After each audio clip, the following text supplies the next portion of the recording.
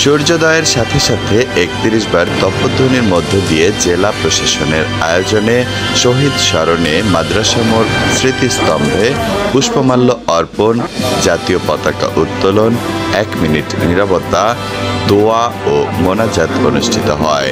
এ সময় উপস্থিত ছিলেন জেলা প্রশাসক আসমা শাহীন, পুলিশ সুপার মারুফত হোসাইন, নাটোর সদরের উপজেলা নির্বাহী কর্মকর্তা আক্তার জাহান সাথী সহ বিভিন্ন দপ্তরের সরকারি কর্মকর্তা ও মুক্তিযোদ্ধারা। এছাড়াও দিবসটি উপলক্ষে সব উপজেলা প্রশাসনের রয়েছে দিনব্যাপী বিভিন্ন কর্মসূচি। এদিকে আলাইপুর জেলা বিএনপি কার্যালয়ে জেলা বিএনপির আয়োজনে জাতীয় ও দলীয় পতাকা উত্তোলন, আলোচনা সভা ও শহীদদের প্রতি সমবেদনা জ্ঞাপন করে দোয়া মাহফিল অনুষ্ঠিত হয়েছে।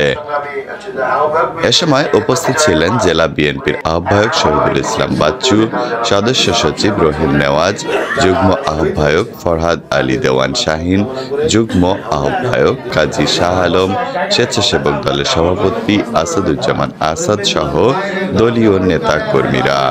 এছাড়াও বিভিন্ন রাজনৈতিক দল যথাযথ মর্যাদার সহিত দিবসটি পালন করছে।